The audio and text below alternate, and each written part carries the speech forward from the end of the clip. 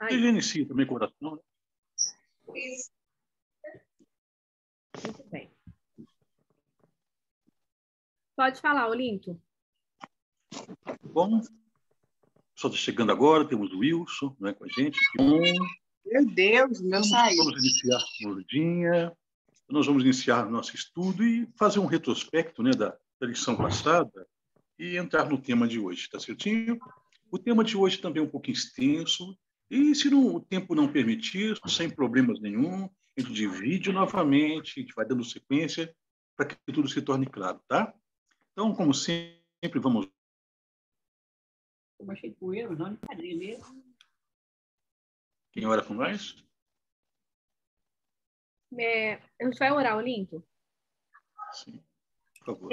Querido Senhor Deus, Todo-Poderoso que estais nos céus, meu Pai, muito obrigada, Jesus, por estarmos aqui reunidos para estudar a Tua Palavra. Senhor Deus, por favor, dê sabedoria para o Olinto, use o Olinto que possa ter sabedoria para poder explanar a Tua Palavra e abra o nosso coração, o nosso entendimento, para a gente entender, aprender e se chegar mais perto de Ti e mudar a nossa vida, melhorar nosso jeito de ser e ficar mais perto de Ti. Nos dê um feliz sábado, fique conosco, em nome de Jesus. Amém. Amém. Amém, amém. Bem, a semana passada, né, uma síntese do que nós fizemos a semana passada, nós estudamos que após a volta de Jesus, o nosso planeta ele vai ficar sem condições de vida, né? Ele vai ficar aqui escuro e gelado. E nós vimos que com a presença de Cristo também, aqueles que não fizerem parte do reino dele, os que desprezarem a salvação, eles vão morrer com a presença de Cristo. A Terra vai ficar aqui um cemitério em aberto, né? Com corpos expostos, não havendo quem faça repor os corpos, quem faça sepultamento. Né? E aí Jesus descendo, os anjos descem, nos recolhe, e nós subimos para encontrar com Jesus nas nuvens. Daí o nosso destino é o céu. E o tema que abordamos semana passada, estudamos um pouquinho a respeito do céu, num período que nós vamos ficar de 1000 anos. Então, a nossa estadia, a nossa permanência no céu é um tempo limitado, é 1000 anos, tá? E nesses 1000 anos, como já foi estudado, e qualquer coisa, essa lição já foi postada no grupo, tá? Então, a lição está lá em PDF, para tirar as dúvidas, é só recorrer lá, tá? E tirar a lição, tá ok? Então, durante esse período de 1000 anos nos céus, nós vamos estar realizando um julgamento, um juízo que, conforme a linguagem teológica, é um juízo comprobatório, juízo com provas. Porque nós vamos ter surpresas ao irmos para o céu. A primeira surpresa é o fato de estarmos lá sem mérito nenhum. A segunda surpresa é encontrar pessoas que nós achamos que não deveriam estar. E a terceira surpresa é não encontrar pessoas que nós achamos que deveriam estar lá. Não é? Infelizmente, muitos que se passam por cristãos e pessoas boazinhas nesse mundo não vão estar lá. Que tem uma secreta, uma vida em segredos, um coração não convertido. Não é? Então, tem esses surpresas lá. Para não ficarmos em dúvida de que Deus julgou as pessoas que a gente acha que deveria estar, não vai estar lá, Deus vai permitir que a gente faça um levantamento da vida dessas pessoas. A oportunidade que Deus deu a elas, o quanto Deus investiu na salvação dessas pessoas e o quanto essas pessoas rejeitaram. Né? Então, além dessa atividade de levantar a vida daqueles que não forem, né? É claro, pessoas de nosso interesse, a gente vai ficar o tempo todo, 1000 anos nos céus, só lidando com casos de mortes. Nós somos sem enfadonha também. Aqueles que for de nosso interesse, vamos levantar lá a situação, por que eles não foram. E nesses 1000 anos, vamos estar crescendo no físico, no intelecto, vamos atingir os 100% do nosso quociente de intelecto, nosso físico vai atingir a estatura do físico de Adão, mais de 4 metros de altura, vamos ter aulas pessoais com o Senhor Jesus, né? Vamos comer da árvore da vida. Então, é a árvore da vida que vai proporcionar essa quebra de maldição, de limitação, né? Tanto no físico quanto no intelecto. E vamos viajar pelo universo durante esse período de 1000 anos, testemunhando de nossa salvação. Encerrando esse período de 1000 anos, é necessário que a gente volte para a Terra, aqui é o nosso lugar. E os textos que nós analisamos no final da lição passada, vamos fazê-lo novamente, tá bom? Eu os convido a abrir a Bíblia em Mateus 5. Mateus 5, versículo 5. São os últimos textos que nós abordamos aqui no último encontro, 5 e 5, onde Jesus disse: bem-aventurados, macários, felizes, Bem-aventurados os mansos, porque herdarão a terra. A terra é o lugar de nossa herança. Lá no Salmo 115, verso 16, eu estou indo rápido aqui porque esses textos já fizeram parte da lição anterior, tá? O Salmo 115, verso 16, a palavra de Deus fala assim: os céus são os céus do Senhor, mas a terra deu a ele aos filhos dos homens. Então, a terra é o lugar, de fato, de nossa herança. E o profeta Isaías, no capítulo 45, versículo 18, 45, 18, a palavra de Deus fala através dele o seguinte, que o nosso planeta ele não vai ficar no estado caótico por mais do que esses 1000 anos, né? Verso 18 fala, porque assim diz o Senhor, que criou os céus, o Deus que formou a terra, que a fez e a estabeleceu, e não a criou para ser um caos, mas para ser habitada. Eu sou o Senhor e não há outro. Então, Jesus vai dar condições de vida para este planeta que vai estar escuro e gelado por 1000 anos. Nesse período de 1000 anos, nós vamos estar nos céus com essas atividades, tá? De crescer, de aprender, de julgar e de conhecer outros mundos. E na Terra, nesse período de 1000 anos, a Terra vai estar desolada, vai estar escura, e os únicos seres vivos que vão estar aqui é Satanás e os anjos dele. Tá? Então, isso que nós estudamos aqui na lição anterior. Mas agora vamos entrar na segunda parte desse estudo, tá ok? Então, terminando estes 1000 anos, na lição anterior, nós lemos Apocalipse 20, o versículo 3. Hoje nós vamos ler novamente o 20, o versículo 3 e o versículo 7 também, tá? Apocalipse 20, o versículo 3.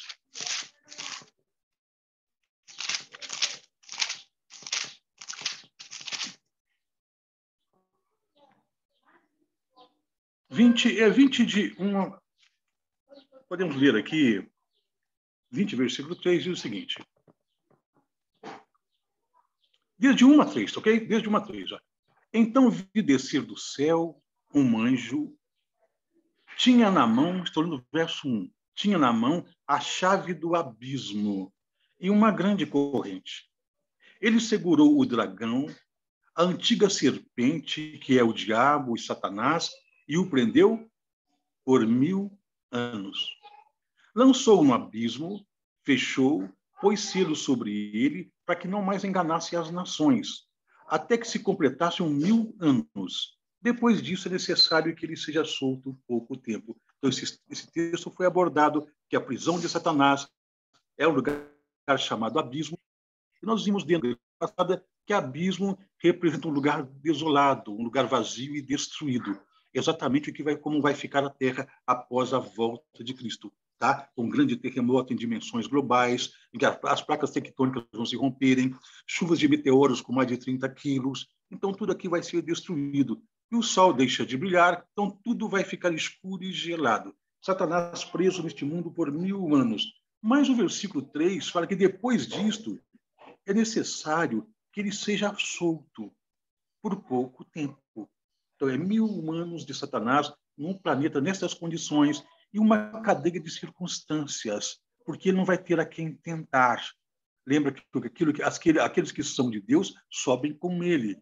Os que não são vão ficar mortos. Então, o diabo não tem a quem tentar. É uma cadeia de circunstâncias aqui, por 1000 anos.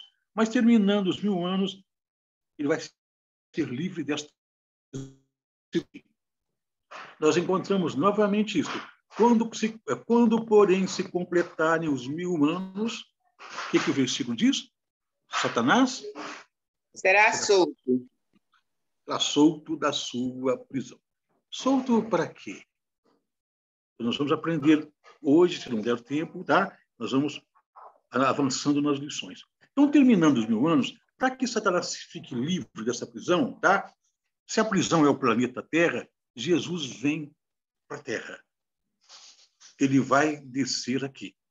Lá no livro de Zacarias, lá no capítulo 14 de Zacarias 14, versículo 4, é o penúltimo livro do Velho Testamento. Só achando Mateus, aí volta 2 livros, fica mais fácil de achar, tá?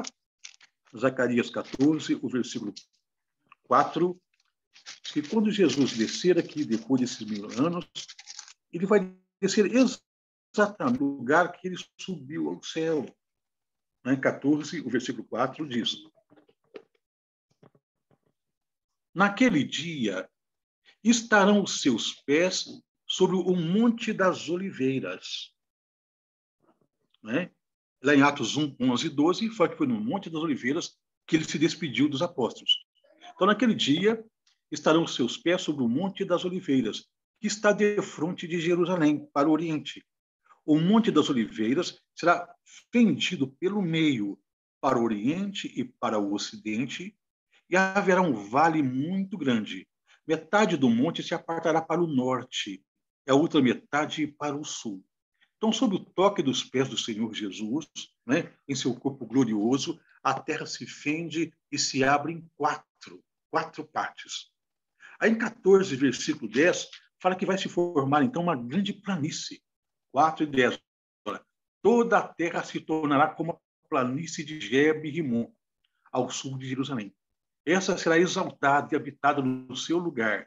Então, o profeta Malaquias menciona alguns lugares que ele conhecia, e dá o nome de alguns lugares, que toda a região vai ser aplainada pelos pés do Senhor Jesus, isso depois dos 1000 anos, quando ele vier para colocar um fim na prisão de Satanás. Ele desce aqui, literalmente, coloca os pés lá no Monte das Oliveiras. Lembrando que, na volta de Jesus, que nós aguardamos agora, para vir nos buscar, ele não vai descer aqui. Estão lembrados? Quem desce são os anjos para nos recolher. Ele fica nas nuvens. É os anjos que descem. Mas depois, no milênio, ele desce aqui. E pisa exatamente no Monte das Oliveiras e aplana um lugar ali. Agora, por que esse lugar vai ser aplainado? Bom, o profeta Moisés, quando, por travessia do Mar Vermelho, quando ele tirou o povo do Egito, né, pela mão poderosa de Deus, lá no livro de Êxodo, capítulo 15, versículo 17, Êxodo 15, 17, depois que eles atravessaram o Mar Vermelho, Moisés era talentoso, ele era um músico, ele compôs uma música ali, tá? Então, o capítulo 15 de Êxodo é a canção de Moisés, é o cântico de Moisés. Esse aqui era musicado, tá? Tinha uma melodia. Mas o versículo 17, nós temos uma informação inspirada aqui, ó. Tu o introduzirás e o plantarás no monte da tua herança. Lembrando o Monte das Oliveiras. No monte da tua herança, no lugar que aparelhaste, ó Senhor, para a tua habitação. No santuário, ó Senhor, que as tuas mãos estabeleceram. Então, Moisés profetizou que Jesus um dia ia aplanar, aparelhar o lugar, isso vai ser após o milênio, a habitação dele. Essa habitação é chamada de santuário. O santuário de Deus vai descer e pousar na terra, lá em Jerusalém. E este santuário de Deus, aqui no Salmos 46, o salmo inspirado pelos filhos de Corá, tá? O Salmos 46, versículo 4, 46 e 4 de Salmos, que também era uma música, olha o que lemos. Há um rio cujas correntes alegram a cidade de Deus. Lembra que Moisés fala que ia descer o santuário lá no monte que Deus ia aplanar. Agora o salmista fala que é um rio que alegra a cidade de Deus. E essa cidade era o quê? O que ela é?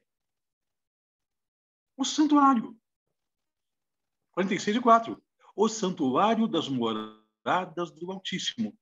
Então, que santuário que é esse que vai descer lá em Jerusalém? Uma cidade. Uma cidade inteirinha vai descer do céu. Ela é o santuário de Deus. Então, quando terminar os 1000 anos nos céus, Jesus, Deus traz o trono dele para a terra. Então, não é sem motivo que a Bíblia fala, eis que faço novos céus e uma nova terra. A terra nós entendemos que precisa ser recondicionada. O ser humano, em seu egoísmo e sua avareza, está acabando com isso aqui. Então, Deus vai reformar isso aqui. Mas por que novos céus? Porque todo o universo, todos os sóis, todas as galáxias vão se girar em torno do planeta Terra. Deus vai transferir o trono dele para cá. Então, o céu para nós não acaba. É 1000 anos lá com Deus, e quando a gente volta para cá, ele vem junto. Estabelece o trono dele aqui. Ele desce a cidade santa aqui. E João, no Apocalipse, ele viu isto. Apocalipse 21.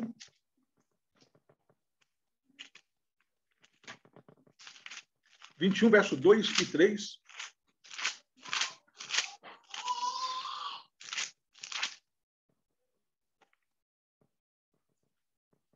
Dois e 3, 21, 2 e 3. Vi também a cidade santa. Qual o nome da cidade? A Nova Jerusalém, que descia do céu, da parte de Deus, ataviada como noiva adornada para o seu esposo. Então, ouvi grande voz vinda do trono, dizendo, eis o tabernáculo de Deus. Ou eis o santuário. Tabernáculo e santuário são sinônimos. Eis o santuário, ou tabernáculo de Deus com os homens. Deus habitará com eles. Eles serão povos de Deus e Deus mesmo estará com eles. É Deus mudando a sede do universo para cá. E o planeta vai ser governado lá da cidade de Jerusalém. Então, Deus escolheu aquele lugar. O lugar onde Jesus veio, sofreu maltratos, foi crucificado. Deus escolheu aquele lugar para implantar a sede do governo do universo. Olha que coisa maravilhosa. Deus vai governar dali. O livro de Ezequiel, Ezequiel 37, verso 27 e 28. 37, 27 e 28. Olha o que a Bíblia fala. O meu tabernáculo, o meu santuário, nós entendemos ser a cidade santa. O meu tabernáculo estará com eles. Ezequiel que Olinto. 37, versos 27 e 28. Capítulo 37.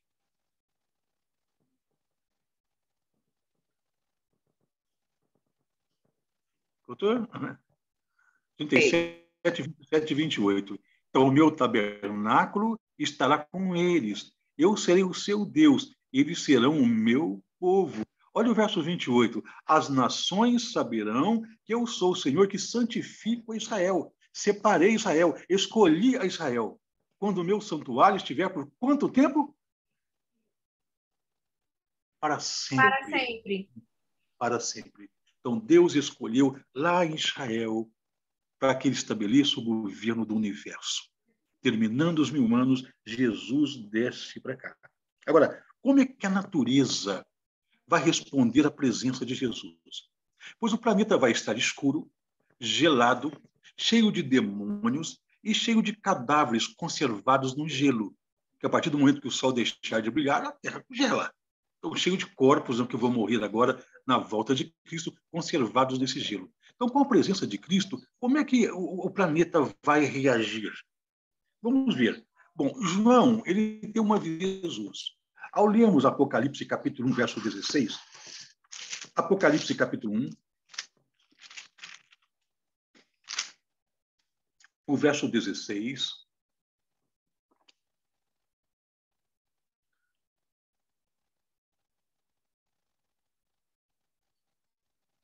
João tem uma visão. Até na minha Bíblia, eu não sei a versão que você está usando, depois do versículo 8, entre o versículo 8 e 9, tem um títulozinho em negrito, um subtítulo. Na minha está a visão de Jesus glorificado. Está assim na Bíblia de vocês também? A visão de Cristo. A visão de Cristo. A minha está a visão de Jesus glorificado. Então, João tem uma visão de Cristo aqui. E como é que ele vê a Cristo? Lembrando que o Apocalipse ele é um livro simbólico, certo? Em torno de 95% ou 96% dele é uma linguagem metafórica, com símbolos. E todos os símbolos do Apocalipse estão distribuídos na Bíblia toda, tá? Principalmente no Antigo Testamento. Aqui nós vamos ver uma parte que é simbólica e ver a parte literal do texto. Então, o capítulo 1, verso 16 de Apocalipse, João tem uma visão de Jesus, né? O verso 16 diz: tinha na mão direita 7 estrelas. E da boca sai-lhe uma afiada espada de 2 gumes. Isso aqui é a parte simbólica, tá? 7 estrelas. Estrelas na Bíblia, conforme Daniel 12, versículo 3, são mensageiros. Deus tendo nas mãos direita, a mão direita é o símbolo do favor. No passado, quando alguém entrava dentro, na presença de um rei, né, pedindo favor, né, que o rei estendesse a graça dele em favor daquela pessoa, o rei empunhava um cetro de moedas preciosas e tudo. E quando o rei estendia esse cetro para a pessoa, era sinal que ele atender e favorecer essa pessoa.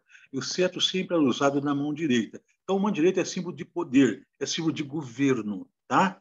Então, Jesus tem sobre a sua mão direita, sobre o seu governo, sobre o seu poder, 7 estrelas, mensageiros. 7 é o número de perfeição. Não que nós, mensageiros do Senhor, sejamos perfeitos, mas a mensagem que nós colocamos, ela é perfeita. E Deus está com a sua mão favorecendo os mensageiros, e esses mensageiros estão sob o seu olhar. Essa é a parte. E diz que da boca de Jesus sai uma afiada espada de 2 gumes.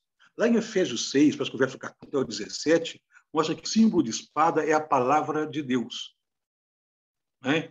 Esses 2 gumes representam a Bíblia na sua complexidade. Primeira parte, o Antigo Testamento, né? E a segunda parte, o Novo Testamento, chamado de Evangelho Eterno. Tá? Então, sai da boca de Deus o quê? A mensagem de salvação pelo Evangelho Eterno. Mas a parte literal do verso 16, João descreve o rosto de Jesus em que semelhança? 1,16 de Apocalipse. Como é que está aí? Seu rosto brilhava mais... O sol. Em que circunstância do sol? Em que momento? O sol é resplandecente, na minha escrita. Isto, ou quando na sua força, o sol resplandecente. Em que período do ano o sol está mais quente, mais forte, mais luminoso? No verão, não é? Vamos encarar, quem sabe, um sol de janeiro, né? Aquele calor tremendo, e vamos ficar olhando o sol sem nenhum protetor para a vista. O que vai acontecer com os nossos olhos? Eles vão sofrer algum tipo de dano, não vai? Então, João, não podendo descrever a glória de Cristo em sua luminosidade, ele usou o que ele mais conhecia de brilho, que é o sol.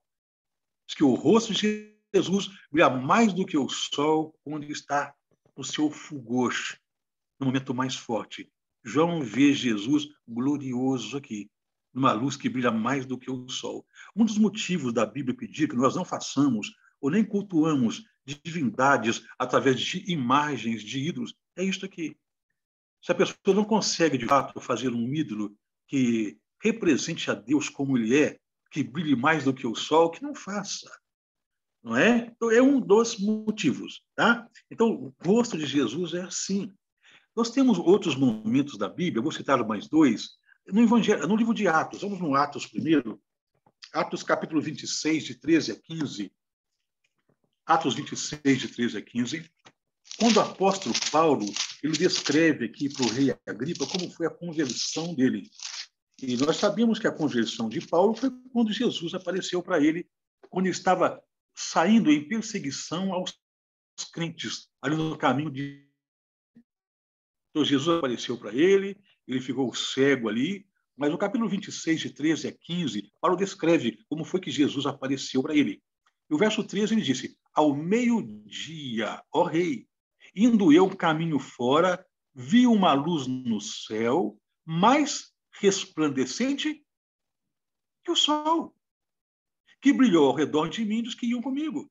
E caindo todos nós por terra, ouvi uma voz que me falava em língua hebraica, Saulo, Saulo, por que me persegues? Dura coisa recalcitrar contra os aguilhões. Então eu perguntei, quem és tu, Senhor? Ao que o Senhor me respondeu, eu sou Jesus, a quem tu persegues. Jesus aparece para Paulo numa luz mais resplandecente que a luz do sol. A mesma visão que João teve, descreve Jesus com o rosto mais forte, Paulo também. Vamos ver um outro momento? Mateus capítulo 17. Velava esta glória, tá? Em seu corpo humano, ele sempre velava esta glória. Ele não transparecia esta glória. Mas houve um momento que, mesmo antes da morte dele, da ressurreição, ele transpareceu esta glória. Então, no Evangelho de Mateus, no capítulo 17, os versos 1 e 2, fala do Monte da Transfiguração, o Monte Talbor. 6 dias depois, tomou Jesus consigo a Pedro e aos irmãos Tiago e João, e os levou em particular a um alto monte. O verso 2, e foi transfigurado diante deles. Como é o rosto de Jesus aí? Verso 2. Resplandecia? Como o sol. Como o sol. Então, são várias descrições na Bíblia que é desta forma que Jesus vai entrar em nossa atmosfera. Então, terminando os 1000 anos, tudo aqui escuro, tudo gelado aqui, Satanás e seus anjos num lugar gelado, pisando em cadáveres. Então, Jesus entra e muda tudo. A vida volta, tudo ilumina, ele é luz, tá? Tudo se torna vida. Com a presença de Jesus, o frio passa, acaba, tá? A luz volta. Lá em Zacarias 14, verso 6, mostra isso. Zacarias 14, versículo 6. E quando ele descer aqui, como é que a terra vai estar? 14, 6 de Zacarias. Acontecerá naquele dia que não haverá luz. Quer dizer, 1000 anos sem luz. Mas frio e gelo. Assim a terra é encontrada por Jesus. E ele muda todo este panorama. Aqui volta a vida. Inaugura, então, uma nova forma de medir de tempo. Em Zacarias 14, o verso 7, 14, 7, fala assim, mas será um dia singular, quer dizer, um dia sem igual. Conhecido do Senhor, quer dizer, é um tipo de dia que nós ainda não conhecemos. Tá? Não será nem dia, nem noite. Mas haverá o quê? Luz à tarde. Então Jesus vai inaugurar o novo modelo de dia, em que a noite não mais vai existir. Interessante, né? Quando nós pegamos em Gênesis, nós vemos um ponto importante em Gênesis, lá na criação, lá em Gênesis 1, verso 5, o verso 8, quando Deus cria as coisas, fala assim, verso 5, chamou Deus a luz dia e as trevas noite. Houve tarde e manhã o primeiro dia. Se lemos o verso 8, referindo ao segundo dia, segunda-feira, e chamou Deus ao firmamento os céus. Houve tarde e manhã o segundo dia. Se nós vemos o verso 13, houve tarde e manhã o terceiro dia. Não é estranho? Se nós fôssemos escrever a narrativa da criação, como é que nós colocaríamos aqui? Lembrando que foi Moisés que escreveu, mas inspirado por Deus, tá? Que é a palavra de Deus. Então, Moisés, houve tarde e houve manhã. A tarde, o que nós compreendemos como tarde? É um período depois do meio-dia, não é? As pessoas que têm um bom hábito de se cumprimentar, quando encontram alguém antes do meio-dia, fala bom dia, né? Se é depois do meio-dia, fala boa tarde. Mas não é o que a Bíblia está afirmando. Houve tarde e houve manhã. Se nós fôssemos escrever isso aqui, como é que nós colocaríamos? Houve manhã e nós colocamos a tarde depois, não é? Mas Moisés disse, houve tarde e manhã. Lemos isso por 3 vezes. No verso 5, no verso 8, no verso 13. Mas se nós formos no verso 19, quando fala da quarta-feira, houve tarde e manhã o quarto dia. A linguagem permanece. A tarde vindo antes da manhã. Quando vemos o verso 23, fala da quinta-feira, houve tarde e manhã o quinto dia. Quando lemos o verso 31, que fala da sexta-feira, né? Assim, viu Deus tudo quanto vê, eis que era muito bom. Houve tarde e manhã o sexto dia, e depois vem sábado, né? Mas tarde e manhã, tarde e manhã. A palavra tarde, dentro da língua hebraica, é a palavra ereb, tá? Ereb. E a palavra ereb, ela se pronuncia ereb, termina com V, tá? Ereb, e se nós pegarmos um dicionário da língua hebraica, essa palavra é traduzida como noite, noitinha, parte escura. Então, Deus, quando ele criou esse mundo, né, quando ele deu condições de vida para este mundo, naqueles 7 dias criativos, ele começou a contar o tempo com uma parte escura, com ele, com uma noitinha. Então, o dia é dividido em 2 partes. 12 horas escuras primeiro, depois 12 horas claras. Por que isso? Porque Jesus Ele sabia, claro, em sua ciência, que o planeta Terra seria o lugar do campo de batalha entre o bem e o mal. As trevas representam a noite, o símbolo da noite aqui, ele representa os momentos que Satanás mais atua.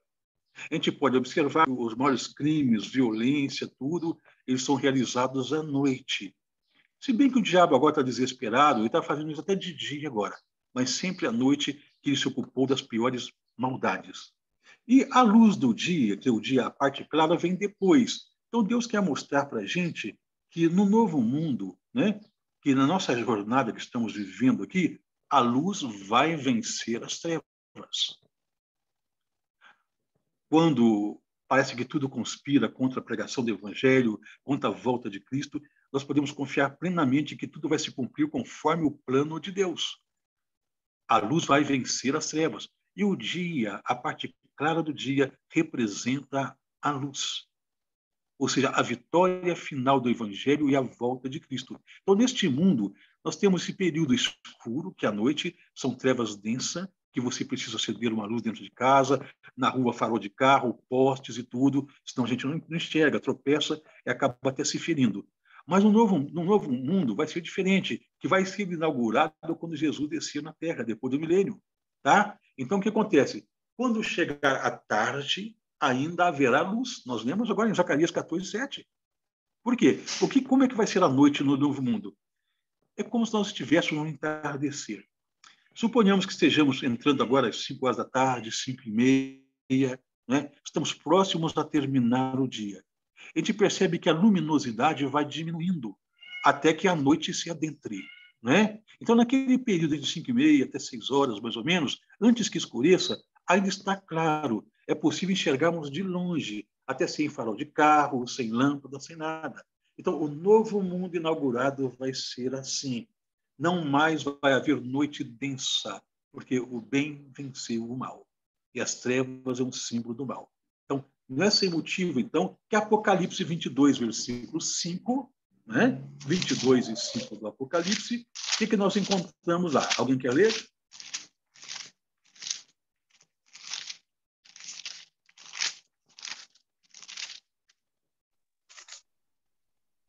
Apocalipse 5, Olinto? É 22, versículo 5. Ah, tá. Lê aí, Lourdinha.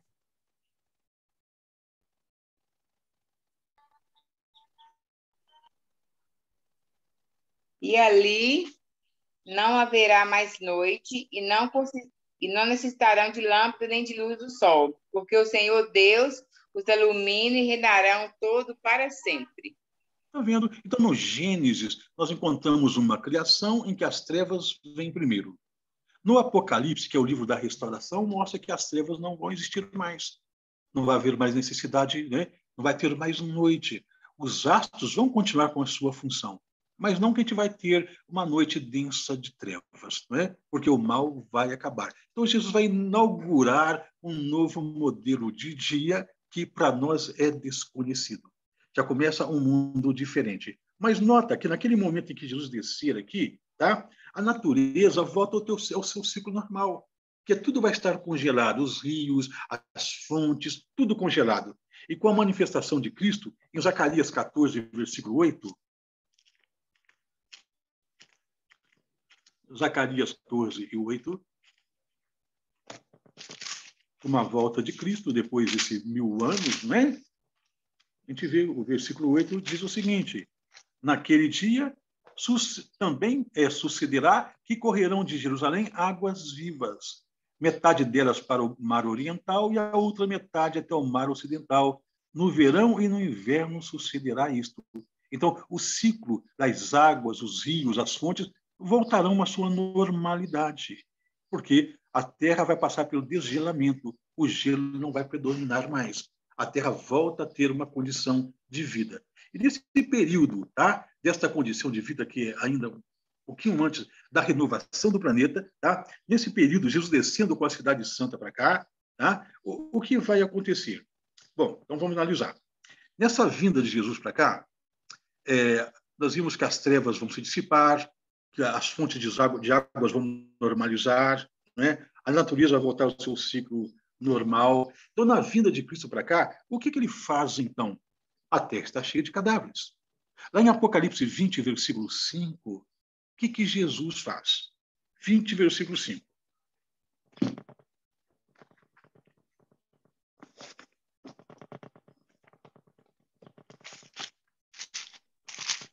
Mas os outros mortos não viverão até que os 1000 anos se acabarão. Esta é a primeira ressurreição. Então note que a primeira ressurreição é uma referência de tempo para contar os 1000 anos. Lembra que na lição passada nós estudamos lá em 1 Tessalonicenses 4, verso 16, o verso 17, que a primeira ressurreição é dos justos, daqueles que morrerem fiéis ao Evangelho. Esta primeira ressurreição acontece agora na volta de Cristo.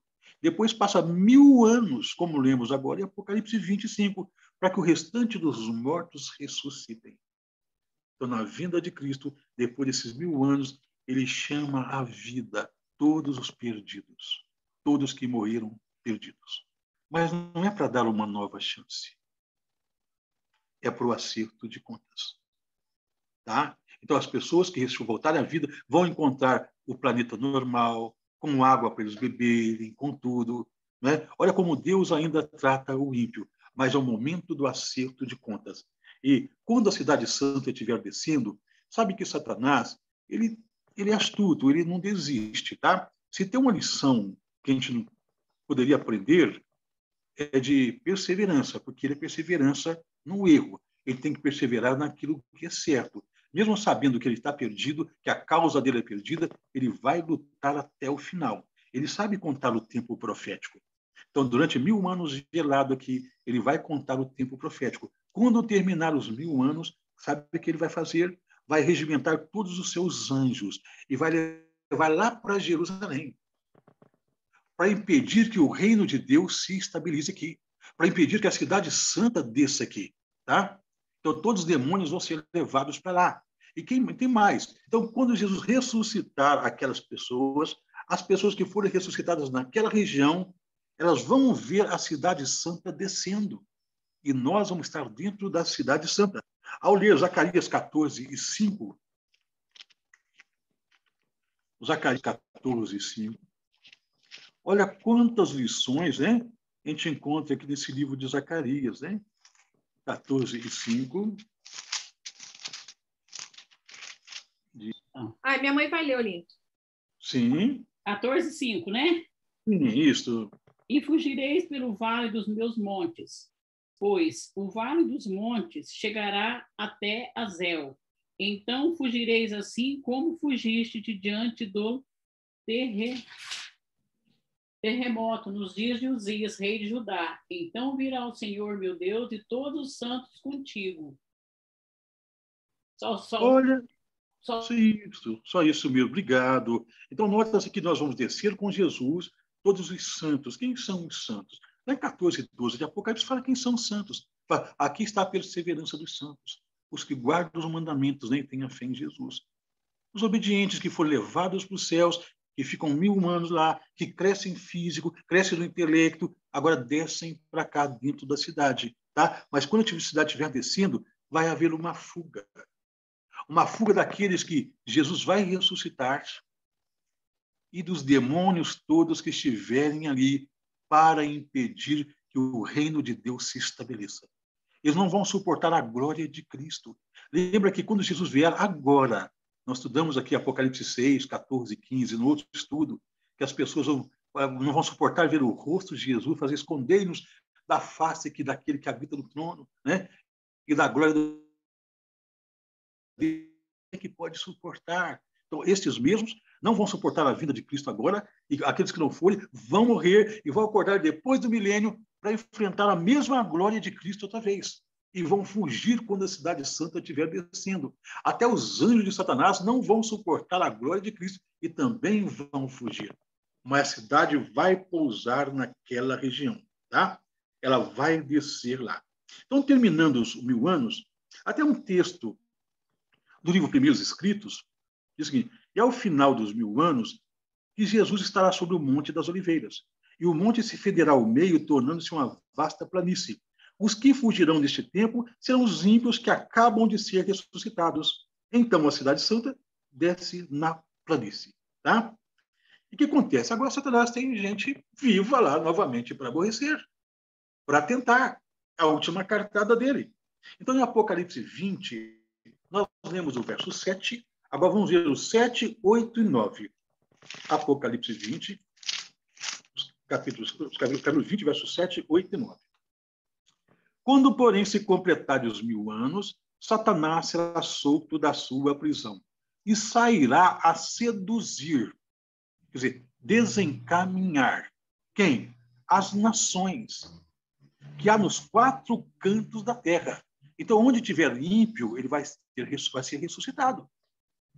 Na Bíblia nossa que fala enganar, e sairá a enganar as nações. Enganar, engano, sedução, desencaminhar, né? Isso mesmo. Então, ele vai ter gente a quem tentar. E a Bíblia fala assim, Gog e Magog, a fim de reuni-las para a peleja. O número dessas é como a areia no mar. Nações, né? Gog e Magog. Gog e Magog, isso. Gog e Magog é um termo que a Bíblia aponta para forças militares. É a formação de exército. Vamos ver isso na Bíblia, Gog e Magog? Ao lermos, por exemplo, Ezequiel 38, de 1 a 4. Ezequiel 38, de 1 a 4. Quando fala de Gog e Magog aqui, tá? A palavra Gog significa chefe, tá? Magog, da terra de Gog. É o chefe da terra, é o dono da terra. O próprio Jesus disse que, lá em João 14, 30, que Satanás é o príncipe deste mundo, né? Como se ele fosse o dono da terra aqui. Então, Gog fica isso, o dono da terra, o chefe da terra. Então, o versículo, capítulo 38, vamos falar assim, veio a palavra do Senhor dizendo, filho do homem, volve o rosto contra Gog, da terra de Magog, príncipe de Ros, de Meseque, Tubal, profetiza contra eles. E assim diz o Senhor, e diz, assim diz o Senhor Deus, eis que eu sou contra ti, ó Gog, príncipe de Ros, de Meseque e Tubal. Fartei que te volvas, põe anzóis no teu queixo, e te levarei a ti e todo o teu exército, cavalos e cavaleiros, todos vestidos de armamento completo, grande multidão com pavês e escudo, empunhando todos a espada. Gog, Magog, está relacionado ao quê? A soldados, a forças militares, espada, exército, cavalo. Foi uma linguagem que João conseguiu descrever, né? Os acontecimentos, que o profeta Ezequiel consegue descrever os acontecimentos. Forças militares. Então, Gog e Magog é isso. O diabo, então, ele começa a formar exércitos aqui. É claro, ele tem os anjos dele que vai estar liderando os piores homens da história, que morreram, né, perdidos, acordam com o mesmo ímpeto de maldade, de violência, guerreiros poderosos do passado que nunca venceram, nunca perderam uma batalha, vão acordar e vão estar sob o comando de Satanás. O objetivo, o Apocalipse, ele vem mostrando, né? Se a gente volta para o Apocalipse, lá no capítulo 20, a gente mostra qual a intenção, a Bíblia fala qual a intenção de Satanás em formar exército, o Gog e Magog. Então, o versículo 9 fala assim, marcharam então pela superfície da terra e sitiaram o acampamento dos santos. E a cidade querida, a cidade Nova Jerusalém, que vai estar aqui na terra, vai ser cercada. E olha que essa cidade não é pequena. É porque o número dos perdidos é como a areia do mar. Pessoas ruins que morreram desde Adão para cá. Todos vão acordar para prestar conta. É muita gente. Eles vão cercar uma cidade. Isso nós vemos Apocalipse 21, verso 16, das medidas da cidade. Olha, a cidade é quadrangular, de comprimento e largura iguais. E mediu a cidade com uma vara até 12 metros. Um estádio corresponde a 185 metros. É uma medida grega. 12.000 de cada lado. Multiplique 12.000 de cada lado, nós vamos chegar numa contagem de quase 500 quilômetros de cada lado, 555 quilômetros de cada lado. A maior cidade do mundo vai descer em todo aquele território, né, que é Israel e que compõe parte da Palestina. Ela vai descer ali. a capital do universo desce ali.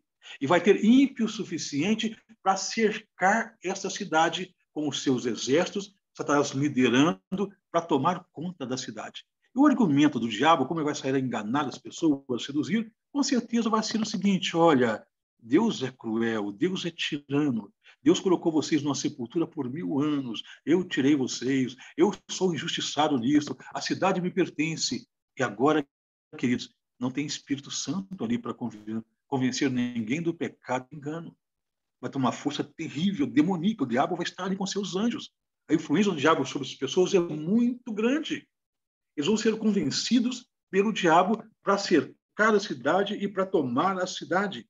Então, acontece esse cerco aí, né? Uma cidade muito grande. De acordo com algumas medidas, eu coloquei em torno do côvado, né?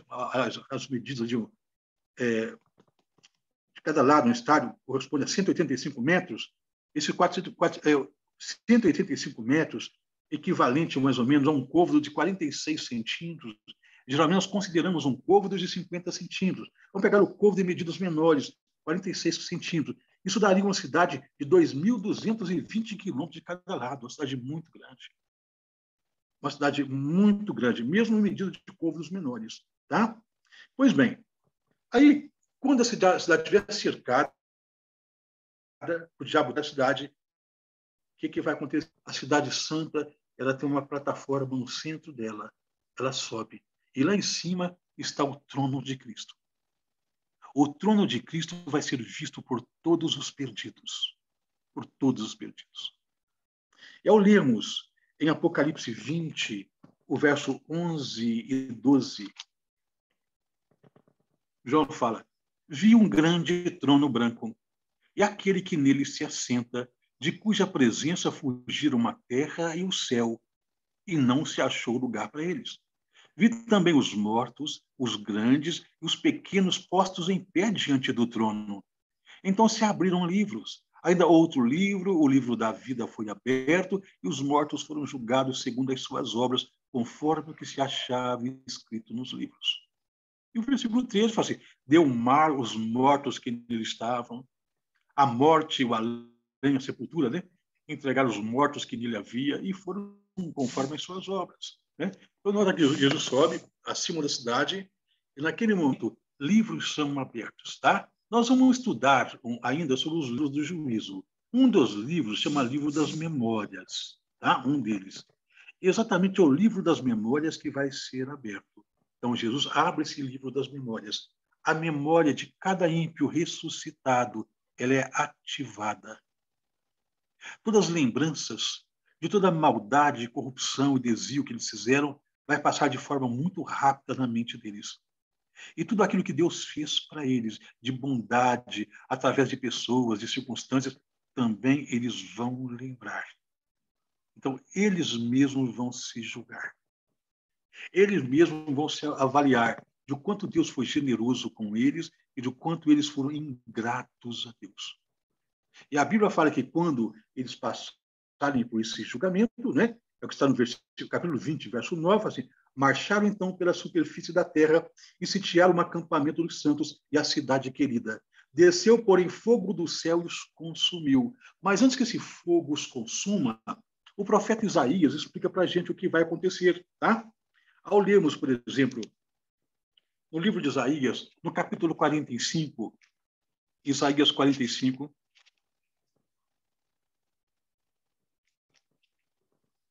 olha o que nós encontramos aqui. Isso aqui é magnífico. Isaías descrevendo o que vai acontecer com estes ímpios antes deles passarem pelo fogo. Tá? 45 de Isaías, os versos 23 e 24. Olha o que Deus fala. Por mim mesmo tenho jurado. Da minha boca saiu o que é reto, o que é justo. E a minha palavra não tornará atrás. É uma decisão divina. Diante de mim se dobrará todo o joelho e jurará toda a língua. Então, naquele dia, todos os joelhos vão se curvar. E a Bíblia mostra quem é que vai se curvar diante dele. O versículo 24 fala assim: de mim se dirá. Então, somente no Senhor há justiça e força. Até ele virão e serão envergonhados. Quem? Quem vai ser envergonhado? Versículo 24. Todos. Todos que se irritaram contra Deus, todos que perseguiram o evangelho, todos que não aceitaram, agora eles vão reconhecer que Jesus é justo, porque a memória deles foi ativada. Eles vão ajoelhar, prostrar diante de Jesus. Vai se cumprir o que está lá em Filipenses 3, verso 10 e 11, que todo joelho se dobrará diante de Jesus, toda língua confessará que Jesus é o Senhor, todo mundo vai se curvar. Olha, não seria melhor hoje dobrar os joelhos hoje, pedir perdão dos pecados, acertar a vida com Cristo, não é? Para serem salvos? Porque naquele dia vão ter os joelhos também, reconhecer a supremacia divina, mas para serem destruídos. Então vai descer o fogo do céu e os vai consumir, tá? Vai consumir essas pessoas. Pois bem, agora nós vamos dividir esse tema, porque esse fogo, de acordo com Apocalipse 20, o verso 9 e 10, Apocalipse 20, verso 9 e 10, existe uma má interpretação desse texto, da qual nós vamos tratar a semana que vem. Então, a semana que vem é um complemento desta lição, tá? Então, capítulo 20, os versos 9 e 10, diz: Marcharam, então, pela superfície da terra e sitiaram um acampamento dos santos e a cidade querida. Desceu, porém, fogo do céu e os consumiu. Já vimos que antes do fogo descer, eles vão ter que ajoelhar diante de Cristo. Verso 10. O diabo, o sedutor deles, foi lançado para dentro do lago de fogo e enxofre, onde já se encontram não só a besta, como também o falso profeta, e serão atormentados de dia e de noite pelos séculos dos séculos. E aí? Não existe o ensinamento do inferno de fogo hoje, que nossos irmãos católicos e também evangélicos ensinam, que as pessoas vão queimar num fogo que nunca se apagam? Esse texto fala assim que as pessoas são atormentadas de dia e de noite pelos séculos dos séculos. Será que é assim? Será que vai ter um fogo que não se apaga? Que Deus, então, ele quer castigar quem não serve? Pare para pensar. A Bíblia descreve Deus como um Deus de amor. Imagine que você e eu vamos para os céus. E quem sabe pessoas queridas nossas não vá. Ou que pessoas queridas nossas vão e a gente não vai. Então, quem for vai achar falta do outro, porque aquele é querido.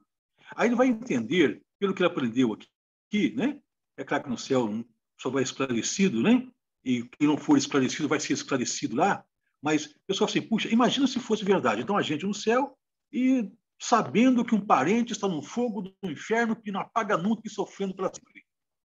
Como é que nós íamos ver a Deus? Que tipo de Deus seria? Um Deus de amor ou um Deus carrasco? Um Deus vingativo? Tá? Então, a interpretação de um texto de maneira errada é o que está em Apocalipse 20, o versículo 10. É um texto mal interpretado pelo meio cristão e coloca um inferno de fogo inextinguível. Não é verdade, tá? Então, nós vamos entrar semana que vem explicando o texto. Mas eu só quero dar um texto que ninguém vai ficar queimando para sempre. Vai queimar, sim, mas não é para frente, para sempre, porque vai haver uma segunda morte. Então, o capítulo 20, o versículo 14, diz: Então a morte e o inferno... 20 de Apocalipse, tá? 14. Então, a morte e o inferno, quer dizer, a sepultura, a morte é uma referência a Satanás aqui, tá? Foram lançados para dentro do lago de fogo. Esta é o quê? A segunda morte. Ah, então esse texto já tranquiliza a gente, que ninguém vai ficar queimando para sempre. Tá certo? Vai ter uma segunda morte. Tá? Então, o estudo da semana que vem é entender como é que vai ser esta morte. Vimos em Lago de Fogo, mas como é que vão morrer? E Satanás, que é o causador de toda a miséria, de todo o desvio, será que ele não vai queimar também? Será que ele não vai morrer? Né? Então, vamos entender sobre esse inferno de fogo que é mal interpretado pelo meio cristão. Então, esse vai ser o tema da semana que vem, tá? O tema da semana que vem, se nós pudéssemos intitular, seria a execução de Satanás. Este é o assunto da semana que vem. Tá? Então, nosso estudo termina aqui. Entendemos maravilhoso, ele antecipa para a gente as revelações, sabendo que está no comando de tudo, e que tudo vai terminar como ele determinou que seja. E sabendo dessas coisas, nós temos que viver de uma forma aqui, né, de forma digna, de uma forma de um relacionamento com Deus, e procurar estender essa mensagem de salvação para as pessoas que nós amamos. Para que quando chegar no céu, a gente não tenha que julgar e não encontrar essas pessoas lá. Né? Que Deus nos dê sabedoria, né? Nos dê o tato para poder aproximar, falar, ensinar. E o Espírito Santo assessore a cada um de nós nessa missão. Né? Olha, eu agradeço a todos, sim. Aqui. Eu queria te falar uma coisinha. Olinto, eu tenho dia que eu fico pensando, eu já estou indo para os 80 anos, né, eu.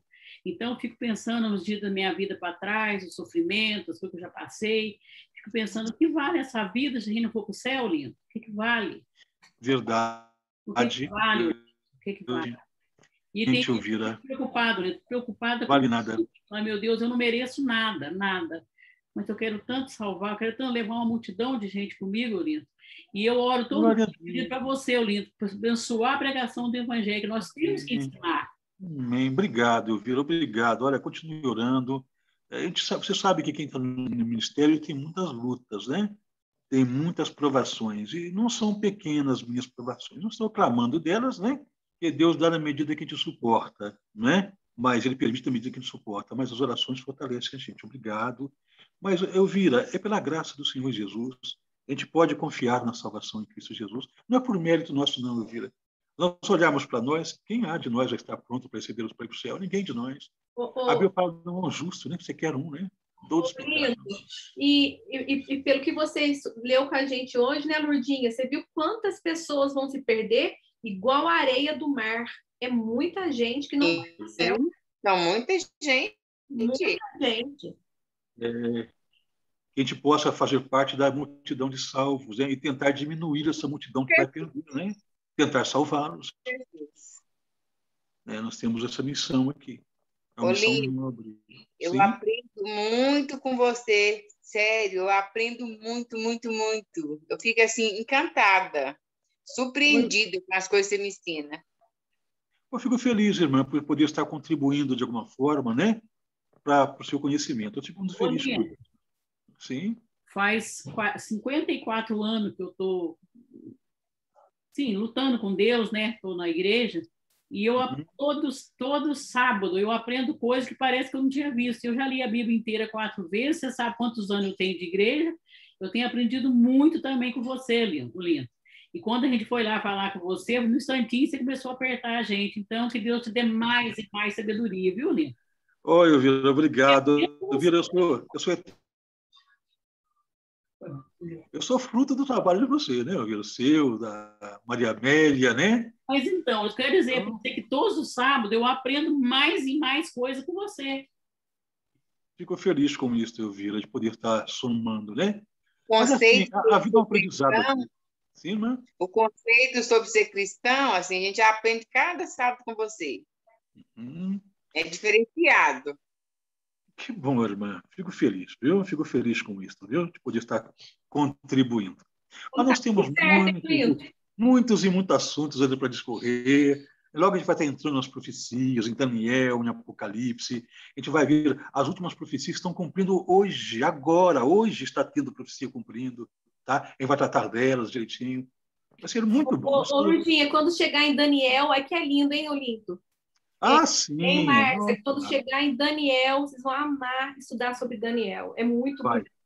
Com certeza. Eu não gosto de fazer nada, só de ficar Olinto. Que bom, mas esse estudo vai, né, daqui a pouco a Mara vai estar postando aí, né, no canal, no Gotas do Amor de Deus, né? E dá para rever lá, né? Rever, anotar alguns textos, marcar na Bíblia, dá para fazer isso, tá? E também a Mara vai estar postando também o PDF, né, Mara? O estudo está digitadinho, prontinho para estar relembrando e não só relembrando, tá? Compartilhando. Pode compartilhar também, tanto o vídeo quanto o PDF. Isso, vocês postam, né, Lourdinha, para outras pessoas poderem estudar também. Tá tudo mastigadinho que o Olinto fez. Verdade. Então, a gente procurou fazer da melhor forma que é possível para a gente fazer, né? Para que as pessoas entendam de forma bem clara, né? Sem dificuldades. Né? Então, eu acredito que vai ajudar. Então, tá bom.